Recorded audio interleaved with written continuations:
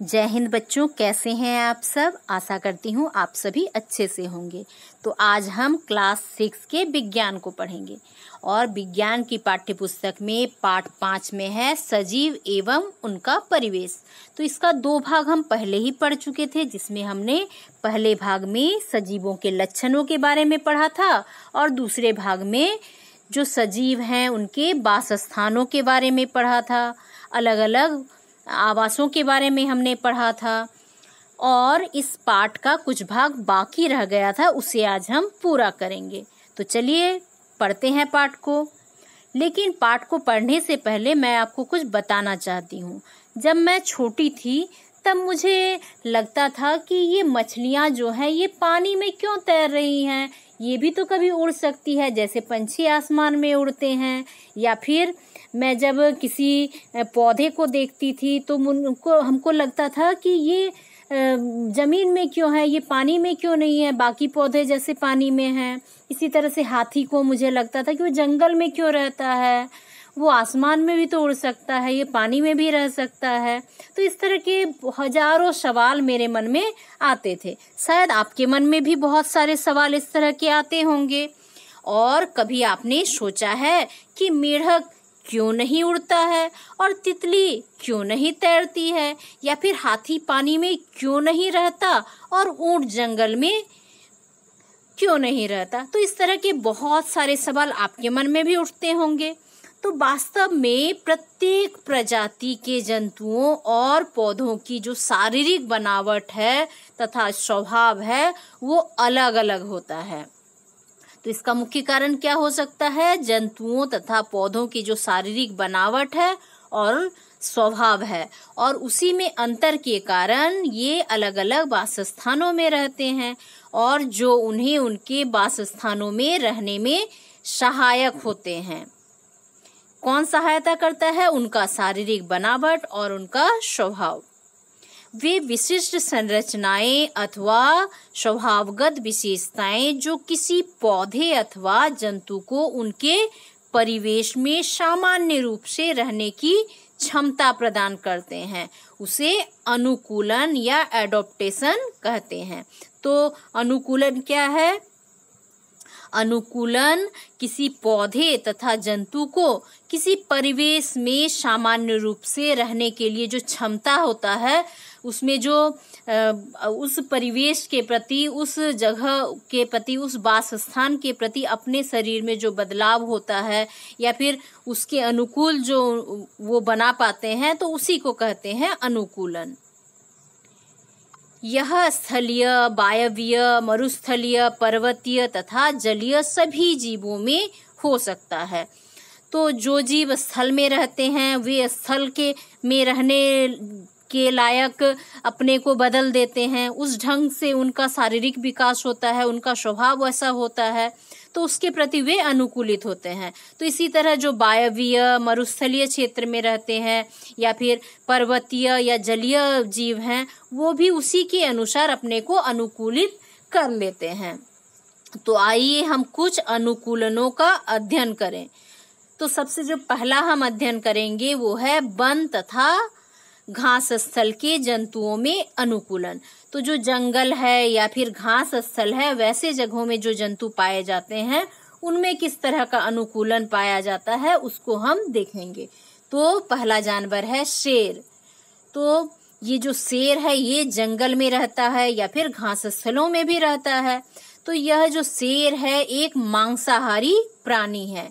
इसका हल्का भूरा रंग इसे जंगल में छिपने में सहायता प्रदान करता है और इसके पैर तथा जबड़े की मांसपेशियां बहुत मजबूत होती है, जिससे वो जानवरों का शिकार कर सके और उसे खा सके। हम तो पका हुआ भोजन खाते हैं इसलिए वो आसानी से खा लेते हैं, लेकिन जो शेर होता है वो कच्चे मांस को, जानवरों को मारकर खाता है। तो इसके लिए उसके जबड़े मजबूत होने चाहिए और पैर भी मजबूत होने चाहिए ताकि वो शिकार को पकड़ने के लिए भाग सके। इसके बड़े बड़े दांत होते हैं। जो शेर होता है उसके दांत जो होते हैं बड़े बड़े होते हैं। इस चित्र में आप देख रहे हैं शेर मुंह खोला हुआ है, दहाड़ रहा है, और उसके जो दांत हैं कितने बड़े बड़े हैं, और उसकी जो जबड़े होते हैं बहुत मजबूत होते हैं, और अपने पंजे के लंबे नाखूनों को दौड़ते समय अपनी अंगुलियों के अंदर खींच लेते हैं। तो उसके जो नाखून होते हैं शिकार को नोचने के लिए बड़े बड़े होते हैं। तो जब वो दौड़ते हैं तब वे अपनी अंगुलियों के अंदर इन नाखूनों को खींच लेते हैं ताकि वो ना टूटे, क्योंकि टूट जाएंगे तो उसे काफी परेशानी होगी शिकार करने में या शिकार को खाने में। तो इस तरह से वो उस वातावरण के अनुकूल अपना आचरण भी करता है। इनकी आंखें चेहरे पर सामने की ओर होती है। जैसे चित्र में दिख रहा है ना, इसकी आंखें कैसी हैं, सामने की ओर दिख रही हैं, है ना, सामने की ओर है। तो ये सामने की ओर होने का क्या कारण है कि ये शिकार को ठीक से देख पाता है, जिसके कारण और शिकार पर हमला कर सकता है। तो शेर को शिकार करने के लिए काफी मेहनत करना पड़ता है, उसके पीछे भागना पड़ता है, इसलिए वो काफी मजबूत होता है।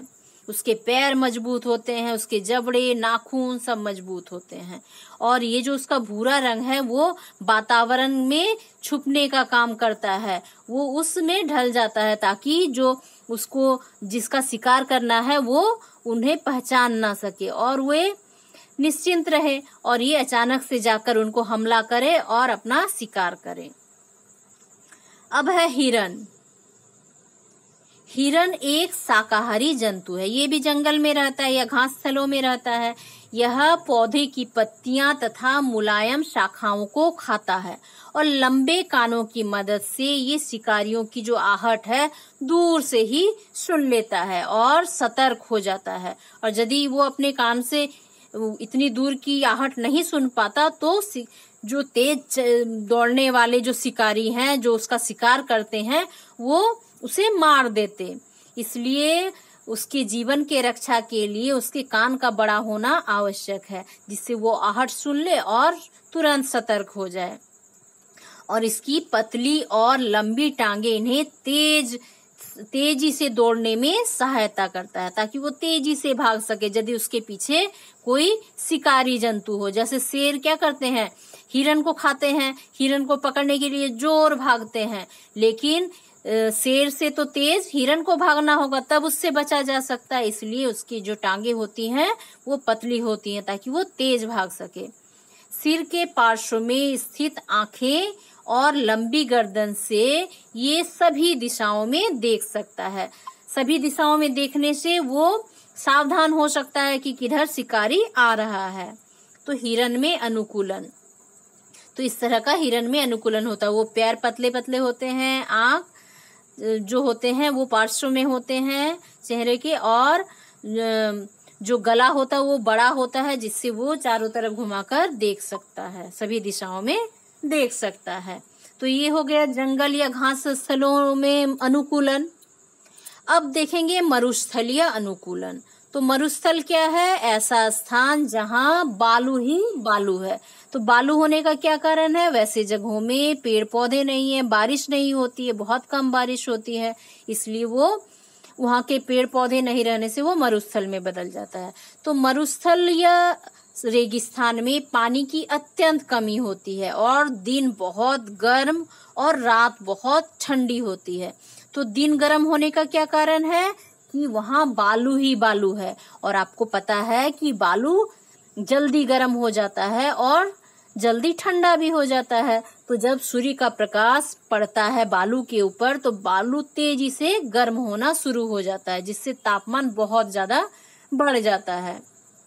और जैसे ही सूर्य ढलने लगता है उसके बाद तेजी से जो बालू है ठंडा होने लगता है, और रात जो होती है काफी ठंडी होती है। तो यहाँ के निवासियों में इन परिस्थितियों से निपटने के लिए कई अनुकूलन होते हैं। जैसे पहला, रेगिस्तानी सांप, चूहे एवं केकड़े गर्मी से बचने के लिए दिन के समय बालू में बनाए हुए जो उनके बिल होते हैं, जो उनके घर होते हैं बालू के नीचे, तो उसमें वे छुप जाते हैं और रात के समय भोजन की तलाश करते हैं, बाहर निकलते हैं और भोजन की तलाश करते हैं। तो इनके जो पैर होते हैं वो छोटे छोटे होते हैं, जिससे वे आसानी से बिल में घुस सकें।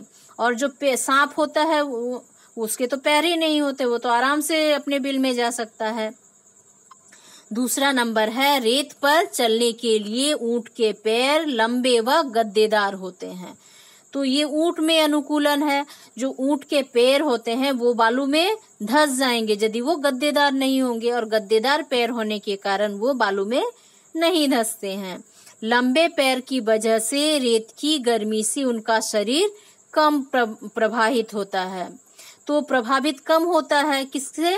जब उसकी हाइट तो काफी ऊंची है, उसके पैर काफी लंबे लंबे हैं, शरीर काफी ऊंचाई पर है, जिसके कारण उसके शरीर को कम ताप लगता है।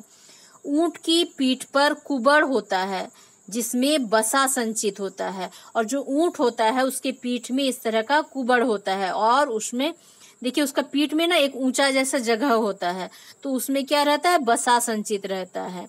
जब उसको भोजन नहीं मिलता है तो उस समय इस कुबड़ का उपयोग करके वो भोजन प्राप्त कर लेता है, और यह बिना भोजन और जल के 10 से 12 दिन तक सामान्य रूप से रह सकता है। तो वो रेगिस्तान में आसानी से रह सकता है, क्योंकि रेगिस्तान में उसके लिए भोजन बहुत कम मात्रा में मिलते हैं। तो इस तरह से वो आराम से रेगिस्तान में रह जाता है। इसीलिए ऊंट को रेगिस्तान का जहाज भी कहा जाता है, क्योंकि वही ऐसा जानवर है जो आसानी से वहां रह सकता है। और उसका उपयोग बहुत ज्यादा किया जाता है मरुस्थलों में, सामान ले जाने के लिए, और लोग एक जगह से दूसरे जगह जाने के लिए भी उसका उपयोग करते हैं। जल की बचत के लिए इसके शरीर से मूत्र के रूप में बहुत कम जल निकलता है। ऐसे ही पानी की कमी है, इसलिए उसके मूत्र जो है बहुत कम होता है, और साथ ही उसके जो मल होते हैं वो भी सूखे हुए होते हैं, मतलब उसमें भी पानी ज्यादा बाहर नहीं निकलता है, और उसे पसीना भी नहीं आता है। मतलब किसी तरह से उसके शरीर से पानी की जो बाहर निकलने की जो प्रक्रिया वो नहीं होती है, बहुत कम होती है। ऊंट की आंखों की पलकें लंबी होती है, और उसकी जो आंख होती है उसमें पलक काफी लंबी होती हैं, और उसका नसा द्वार जो जिससे वो सांस लेता है वो मांसल होता है, ताकि बालू को आंख या नाक के अंदर जाने से रोका जा सके। देखिए ये क्या है? ऊंट है। देखिए कितना बड़ा सा गला है उसका, और उसके पैर काफी लंबे लंबे हैं, ताकि उसका शरीर काफी ऊंचा रहे इस बालू से। सिर्फ थोड़े थोड़े घास उगे हुए हैं देखिए रेगिस्तान में। और ये देखिए कुबड़, जहाँ पर वसा संचित रहता है, जब उसको भोजन नहीं मिलता है तो उसको वो खर्च करता है। और उसके जो आंख है उसमें कितने लंबे लंबे पलक जो हैं, और ये पलक क्या करते हैं? जब रेगिस्तान में आंधी चलती है, तेज हवाएं चलती हैं, तो साथ में बालू भी उड़ता है। तो इस बालू को आंख में या नाक में जाने से बचाने के लिए ये मांसल संरचना होती है नसा द्वार में, और आंख की जो पलकें होती है वो लंबी होती है। तो इस तरह ऊंट का अनुकूलन होता है। मरुस्थल में पाए जाने वाले पौधों में भी कई विशेषताएं होती हैं, जैसे यहाँ कैक्टस का पौधा दिखाया गया है। तो इसमें देखिए ये जो तने हैं हरे रंग के दिख रहे हैं, ये मांसल होते हैं, ताकि उसके अंदर पानी का संचय हो सके। और ये जो छोटे छोटे रोए दिख रहे हैं या कांटेदार संरचना दिख रही है, ये पत्ती हैं, और ये पत्ती कांटे में रूपांतरित हो गई है, ताकि जो जल का वाष्पन है वो कम हो सके।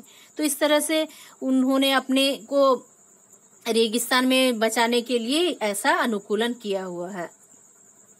साथ ही इसकी जो जड़ होते हैं जमीन में काफी गहराई तक जाते हैं, जिससे जो नीचे का पानी है वो आसानी से वो खींच सके, क्योंकि वहां पानी का ऐसे ही बहुत अभाव रहता है।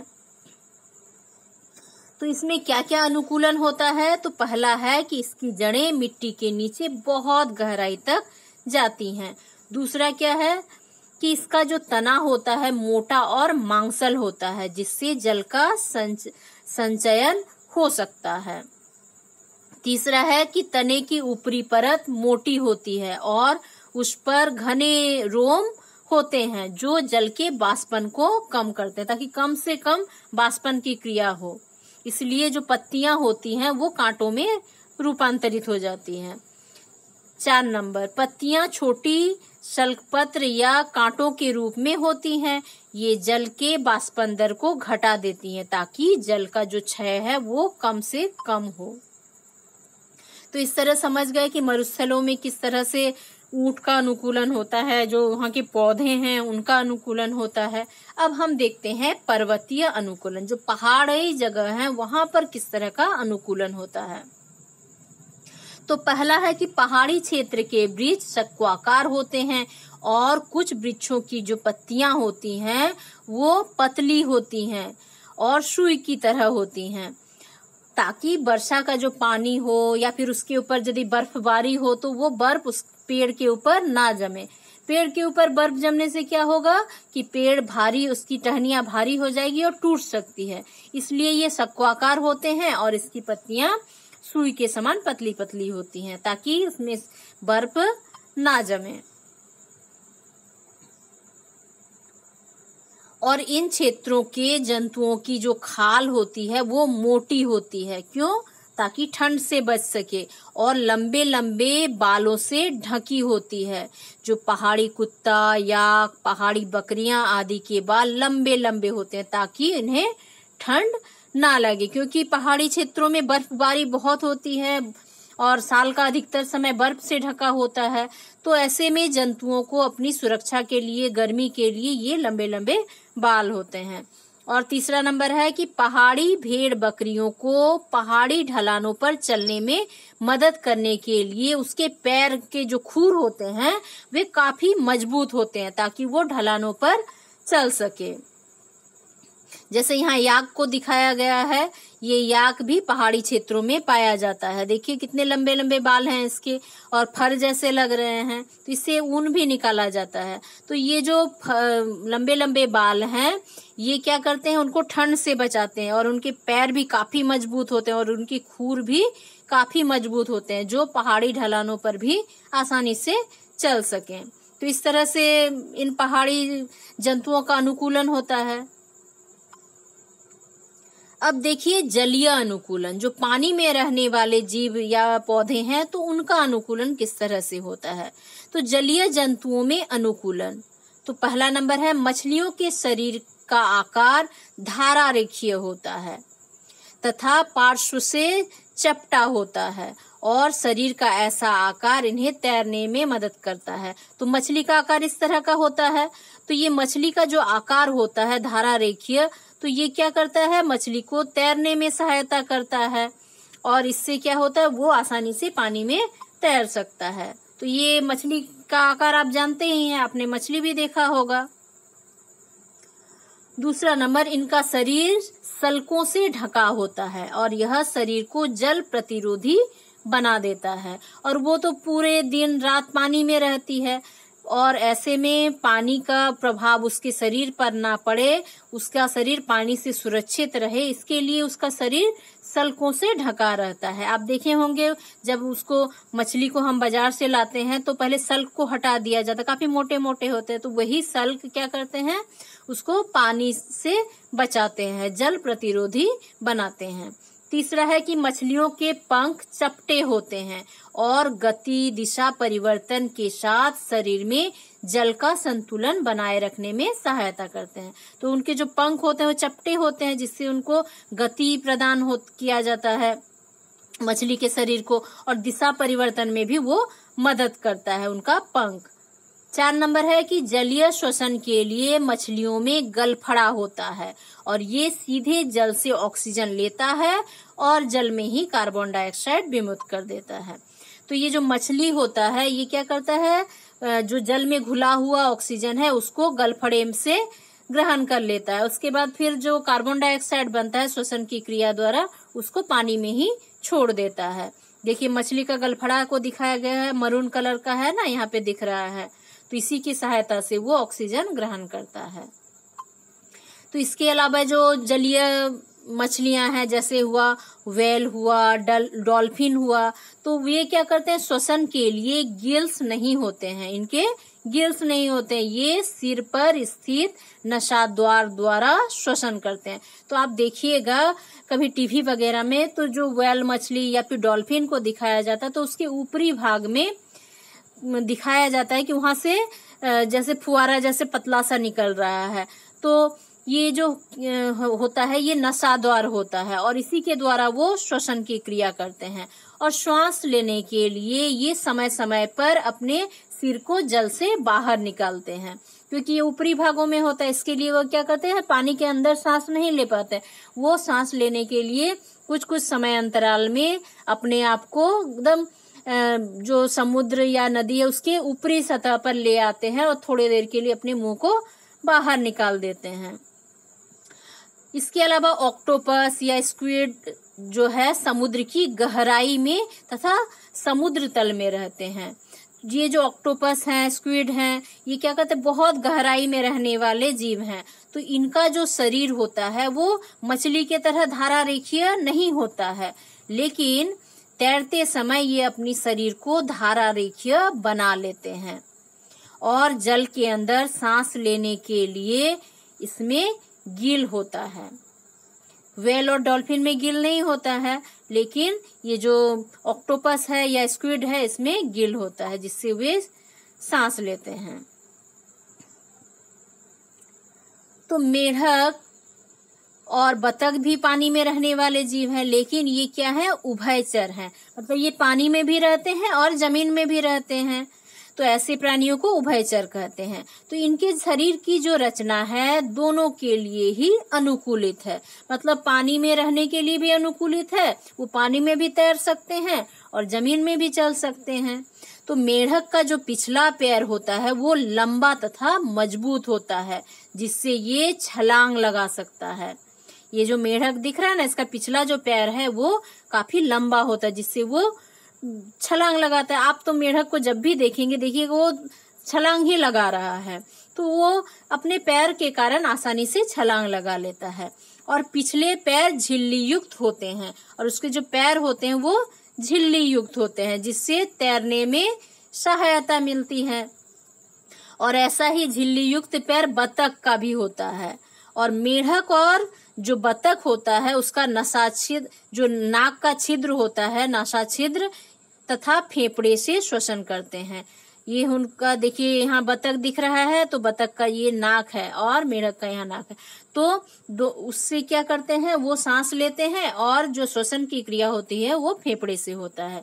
और उनके पैर देखिएगा झिल्ली बना हुआ है, इस तरह से पैर है ना, तो उसमें झिल्ली बना हुआ, जिससे वो आसानी से तैर सकते हैं पानी के ऊपर। देखिए मेढक और बतख का पैर एक जैसा है, दोनों में झिल्लियां बनी हुई हैं, यहाँ दिख रहा है ना, जिसके कारण वो पानी में तैर सकते हैं। दोनों के पैर में समानता है।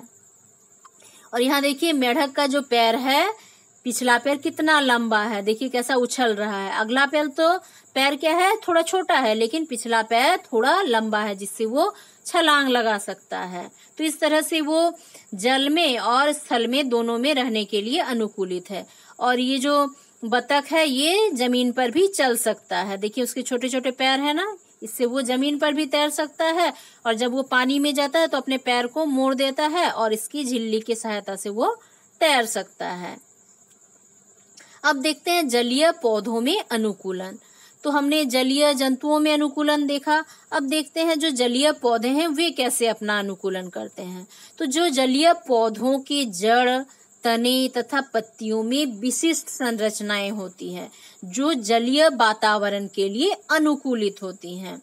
तो कैसी संरचनाएं होती हैं, जैसे जो स्थल भाग में पेड़ पौधे होते हैं उनकी जड़ मिट्टी को जकड़ी रहती है और जड़ की सहायता से ही वो जमीन से जल और खनिज लवण खींचते हैं। लेकिन जो जल में रहने वाले पौधे हैं उनके जो जड़ होते हैं उसको जमीन से जल या खनिज लवण खींचने की आवश्यकता नहीं होती है, इसलिए उनमें जो जड़ होता है वो कम विकसित होता है या कभी कभी नहीं होता है। और इसका तना लंबा होता है, मुलायम होता है, लेकिन खोखला या स्पंजी होता है। खोखला क्यों होता है, क्योंकि उसमें हवा भरा रहता है तथा वायु कोश से भरा होता है, उसमें वायु कोश होता है, जिससे कारण वो हल्का होता है और पानी के ऊपर आसानी से तैरने लगता है। तो हल्का होने के कारण वो पानी की ऊपरी सतह में आपको तैरता हुआ दिख जाएगा। पूर्णतः जलमग्न पौधों में पत्तियां लंबी होती हैं, और जो पौधे जल के अंदर रहते हैं तो वैसे पौधों में जो पत्तियां होती हैं वे लंबी रिबन जैसी होती हैं, और उसमें विभाजन भी होता है, वो कई भागों में विभाजित रहती हैं इस तरह से। और इससे क्या होता है, जो जल का प्रवाह होता है उससे होकर आसानी से हो सकता है। तो इस कारण से जो पत्तियां होती हैं वो लंबी रिबन के जैसी होती हैं। और इसी तरह के जो जल के पौधे हैं जैसे कमल या फिर जो जलीय लिली है, इस तरह के पौधों की जो पत्तियां होती हैं उसके ऊपर चिकनी एक परत रहती है। तो आप कभी तालाब के आसपास जाएंगे तो देखेंगे कि जो कमल या लिली का जो पत्ता है उसमें आप पानी डालेंगे और भिंगाने का कोशिश करेंगे तो देखेंगे कि वो नहीं भींग रहा है, और उसके ऊपर एक चिकना परत जैसा दिखता है, जिसके कारण वो पानी में नहीं भींगता है और उसमें पानी नहीं ठहरता है। जैसे ही उसमें पानी डालेंगे वो बह जाएगा। जलकुंभी जैसे पौधों की पत्तियों के परतंत्र का जो निचला भाग होता है वो फूला हुआ होता है। जो पत्र तंत्र होता है उसका जो पत्ता होता है वो फूला हुआ और होता है, और इसमें वायु कोश भरा रहता है। जैसे यहाँ चित्र में दिख रहा है, ये देखिए जलकुंभी का पत्ता जो ऊपरी भाग में तैरता हुआ आपको दिखेगा।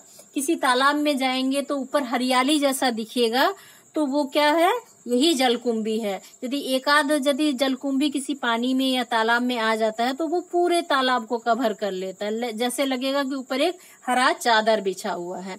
तो उसके ऊपर में ऊपरी भाग में तैरता हुआ इस तरह का पत्ता दिख जाएगा जलकुंभी का, और उसके निचले भाग में जो पत्र तंत्र है जैसे यहाँ चित्र में दिख रहा है, तो उसमें वायु कोश भरा रहता है, जिसके कारण वो हल्का होता है और पानी में तैरता है। देखिए फूला हुआ दिख रहा है ये भाग, तो इस तरह का आपको दिखेगा। कभी आपको यदि ऐसे जगहों में ये पौधा मिल जाए जलकुंभी का, तो आप उसको उठाकर देखेंगे तो आपको समझ में आएगा कि वो कितना हल्का है और पानी के ऊपर ही तैर रहा है। तो ये समझ गए जल में किस तरह का अनुकूलन होता है जंतुओं और पौधों में। अब हम देखेंगे वायवीय अनुकूलन, मतलब वायु में अनुकूलन। तो ऐसे जीव जंतु या फिर पौधे जो वायु में रहते हैं, मतलब हवा में उड़ते हैं, तो वे तो रहते नहीं है, वे पेड़ों में रहते हैं या फिर नीचे जमीन में आते हैं, लेकिन वो हवा में तैरते हैं। तो जो हवा में उड़ने के लिए जो अनुकूलन होता है वो किस तरह का होता है, तो पंछी अपने पंखों की सहायता से हवा में उड़ते हैं। तो उनके पंख हैं और उसी की सहायता से वो हवा में उड़ पाते हैं, तथा छोटे छोटे पैर जो होते हैं उसकी मदद से वो जमीन पर भी चल सकते हैं। और जो पंछियां होती हैं उनकी जो अस्थियां हड्डियां होती हैं वो काफी मजबूत होती हैं, लेकिन वो खोखली होती हैं, जिसके कारण वो हल्के होते हैं, और हल्के होने के कारण वो आसानी से आसमान में उड़ पाते हैं। और जो उनके आगे के पैर होते हैं वो पंख में परिवर्तित हो जाते हैं, पंख के रूप में, और जो पीछे के पैर होते हैं वो तो रहते ही हैं। पंछी की पेशियां अत्यधिक विकसित और मजबूत होती हैं ताकि उड़ते समय पंखों को सहारा और गति दे सके, और पिछले पैरों की जो हड्डियां हैं चलने तथा पेड़ के जो टहनियां हैं उसको पकड़ने के लिए उस रूप में रूपांतरित हो जाती हैं। तो वो आसानी से अपने जो पैर है उसको उसकी सहायता से पेड़ की टहनियों को पकड़ लेता है, और वो आसानी से जमीन में भी चल जाता है। तो उसकी जो हड्डियां, पैर की हड्डियां होती हैं वो चलने और पेड़ के डाल को पकड़ने के लिए भी उस तरह से बने होते हैं। पंछियों को अधिक ऑक्सीजन की जरूरत होती है, जो पंछी होते हैं उनको बहुत ज्यादा ऑक्सीजन की जरूरत होती है, और इस आवश्यकता की पूर्ति के लिए उनके शरीर में वायु कोश या वायु की थैलियां होती हैं, और ये जो वायु कोश होते हैं ये अतिरिक्त फेफड़ों की तरह कार्य करते हैं। तो देखिए यहाँ चित्र में चील को दिखाया गया है उड़ान भरते हुए। तो ये जो चील है देखिए इसका पिछला पैर दिख रहा है, और जो अगला पैर होते हैं वो इस तरह से पंख में परिवर्तित हो जाते हैं, जिसकी सहायता से वो हवा में उड़ सकते हैं, और उनकी जो हड्डियां होती हैं वो काफी मजबूत होती हैं जिससे वो उड़ सके, और साथ ही खोखली होती हैं जिसके कारण हल्की होती हैं। तो हमने देखा कि विभिन्न प्रकार के सजीव अलग अलग परिवेशों में रहते हैं और उनका शरीर भी इसके लिए अनुकूलित हो जाता है। वो जिस परिस्थिति में रहते हैं उसी के अनुसार उनका अनुकूलन हो जाता है। साथ ही सजीवों के विभिन्न लक्षणों से भी अवगत हुए हम इस पाठ में, तो इसको हमने अच्छे से समझा और इन लक्षणों की विस्तार से जानकारी हम अगली कक्षा में भी कर पाएंगे। तो इसको और ज्यादा विस्तार से आगे पढ़ेंगे, लेकिन हमने इसके बारे में कुछ कुछ बातें जाना। तो हमने इस पाठ में क्या क्या सीखा? हमने सीखा कि पौधे एवं जो जीव जंतु हैं वो जहाँ रहते हैं और अपने जीवन को बनाए रखने की आवश्यक जो वस्तुएं हैं उसको प्राप्त करते हैं, वह स्थान उनका आवास कहलाता है। साथ ही हमने जाना कि पौधे और जीवों के उभयनिष्ठ लक्षण होते हैं। पौधों और जीवों के विशिष्ट लक्षण एवं स्वभाव जो उन्हें एक विशेष आवास में रहने के अनुकूलित बनाते हैं और इसे ही अनुकूलन कहते हैं। विभिन्न आवासों में सजीवों की विभिन्न प्रजातियां पाई जाती है और एक ही आवास में अनेक प्रकार के पौधे और जंतु भी रह सकते हैं। मतलब एक ही आवास में अलग अलग तरह के जंतु हो सकते हैं, उसमें सजीव भी हो सकते हैं, निर्जीव भी हो सकते हैं और बहुत तरह के पौधे, बहुत तरह के जंतु एक ही आवास में रह सकते हैं। नेक्स्ट है पौधे, जंतु एवं सूक्ष्मजीव संयुक्त रूप से जैव घटक बनाते हैं। तो जो जीवित घटक बनाते हैं कौन है? उसमें पौधे हैं, जंतु हैं, सूक्ष्मजीव हैं। और जो अजैव घटक बनाते हैं वे हैं चट्टान, मिट्टी, वायु, जल, प्रकाश, ताप। ये हमारे परिवेश के अजैव घटक हैं। और नेक्स्ट है सजीवों के सामान्य लक्षण हैं श्वसन, पोषण, वृद्धि, प्रजनन, संवेदनशीलता, गति और उत्सर्जन, जिसके बारे में हमने पाठ में विस्तार से जाना था। तो इस तरह से आप पाठ को समझ गए होंगे। इसे बार बार पढ़िएगा और समझने का प्रयास कीजिएगा और यदि कोई दिक्कत हो तो मुझे जरूर कमेंट कीजिएगा। धन्यवाद।